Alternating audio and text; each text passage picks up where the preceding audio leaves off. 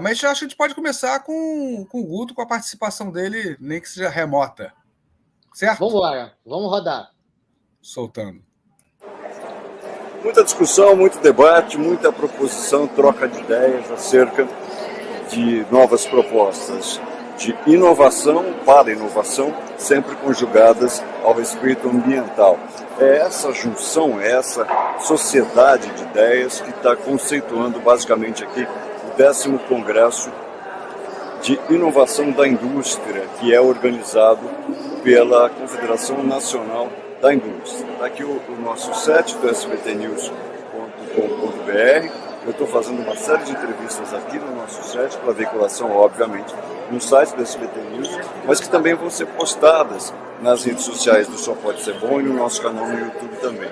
Uma coisa que me chamou particularmente a atenção aqui, além do envolvimento, do bom astral, do estado de espírito motivado dos participantes para tratar de inovação, é a combinação da ideia de progresso tecnológico aplicado a isso e respeito ambiental. Daí o conceito fundamental desse 10º Congresso, que é a eco-inovação. Por isso, essa moldura que vocês veem em vários pontos aqui do pavilhão, que remetem, às vezes, ao filme Avatar, às vezes a outras imagens que a gente livremente associa. Por quê? Porque tem a ver com o respeito ambiental conjugado ao processo tecnológico e de inovação. A gente vai postar as entrevistas para vocês também por aqui, vocês vão poder acompanhar. Aproveitem tudo aí, gente, só pode ser bom. O que você viu de mais interessante lá? Assim, projetos de interessantes que você viu lá?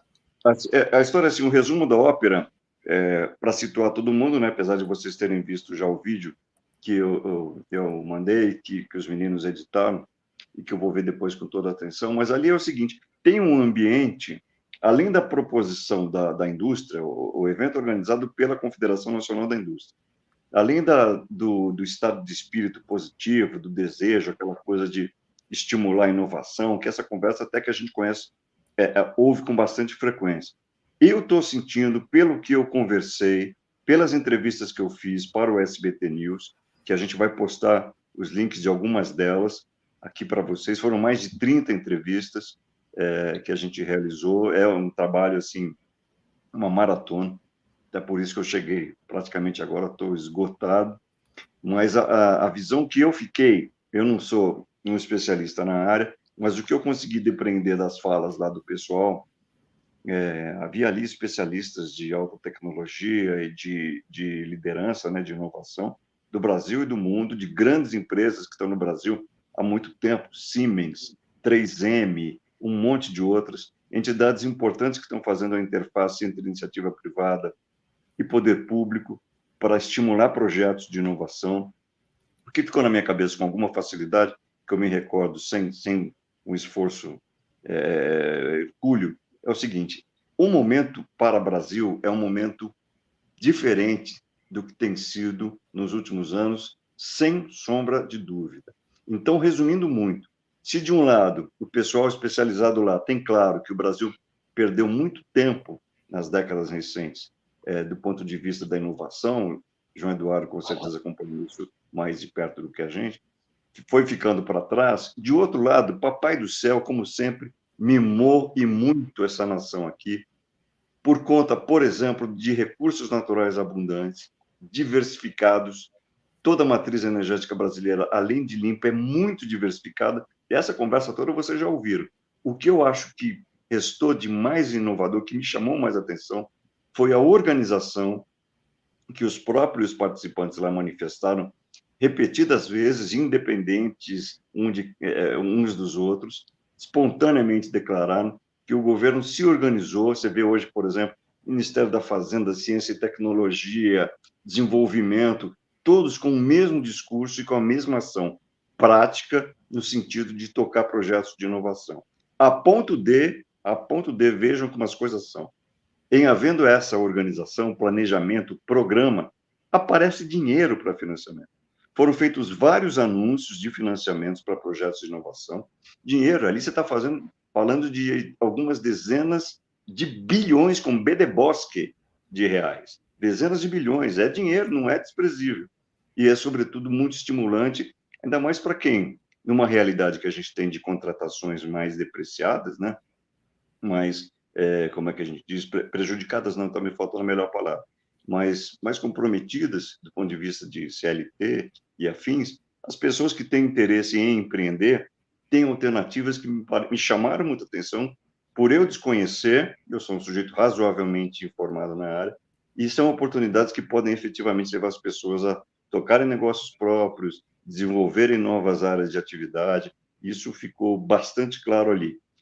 E, cereja do bolo, o Brasil, de novo, que já era visto como um player importante no cenário da inovação, que estava ausente do cenário internacional, de novo, está sendo resgatado e está se resgatando, se projetando de novo para o mundo, com bons auspícios, meninos. Depois isso. de 4 anos de trevas, né, a gente volta... De trevas. De trevas. E Trevas, ninguém cara, ali faz questão, a menor questão de esconder que era isso mesmo. A ponto, por exemplo, de a gente ter entrevistas ali e conversas de bastidor, deixando muito claro que, por exemplo, o Ministério da Área Econômica, na época de Paulo Guedes, centralizava tanto as coisas que um cara como o Marcos Pontes, que era, enfim, um astronauta, um cara ligado à ciência, tudo que propunha não era sequer considerado, tudo que tomava por iniciativa não caminhava, tanto que ele saiu do governo praticamente como uma figura figurativa mesmo, né? Porque a área da economia, também conhecida como Paulo Guedes, centralizava tudo, e os contingenciamentos de recursos das áreas de desenvolvimento e de ciência e tecnologia foram absolutos nesses últimos anos. Então, a partir de agora, a coisa está andando de um jeito diferente, de uma forma muito mais auspiciosa, muito mais otimista. Indústria otimista, a área acadêmica otimista, a iniciativa privada otimista, que eu não sei se vocês têm o acompanhamento desse conceito, João, muito provavelmente, é a chamada tripla hélice, né? Que é governo, academia e iniciativa privada, rodando juntos essa hélice para impulsionar a inovação. Foram 2 dias de mergulhado e que resultaram em algumas entrevistas bastante interessantes. Olha que a gente é jornalista, a gente é desconfiado por natureza, né? Mas algumas coisas realmente saltam aos olhos. E é bom, né? É bom ver o Brasil, sobretudo, tentando trabalhar de maneira tão conjugada, assim, tão alinhada, porque, no fim das contas, esse aí é o círculo virtuoso pretendido, que pode, lá na frente, gerar muito mais bem-estar para a sociedade brasileira, que é o que, afinal de contas, a gente quer ver. Não, você está falando do astronauta, né? Lembrando do ministro astronauta, hoje senador astronauta. Em 2021, corte de 92% do governo, corte de mais de 600 milhões para o financiamento de pesquisa no ministério dele. Era assim que os luminares, né? Os luminares sabe, do governo Bolsonaro enxergavam pesquisa em tecnologia e ciência. Não tinha interesse. É antivacina, anticiência, antimedicina, anti-tudo, anti-educação, anti-cultura. Era anti-tudo, né? Era anti-civilização.